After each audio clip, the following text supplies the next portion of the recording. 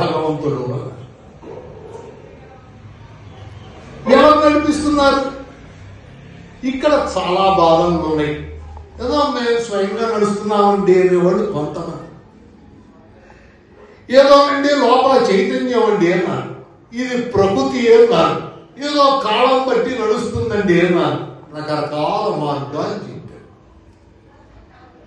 ఇందుట్లో ఏది మనం పట్టుకోవాలి అనేటువంటి విషయాన్ని మనకి భాగవతం తెలియజేస్తుంది. ఉన్నదాన్నే చెప్తుంది, కొత్తది చెప్పట్లా భాగవతం. ఎందుకయ్యా ఇది తెలుసుకోవడం ఎందుకు? తాపత్రయ వినాశాయ. మనందరికీ తాపత్రయాలు, ఆధ్యాత్మిక ఆది దైవిక ఆది భౌతికమైనటువంటి తాపత్రయములు 3 ఉన్నాయి. దాని పేరు త్రయం, అంటే 3 పెట్టాం. నిప్పు పెడితే నిప్పు దగ్గర కూర్చుంటే ఏమవుతుంది? మనకి తాపం వస్తుంది. తాపాన్ని ఏం చేయాలి?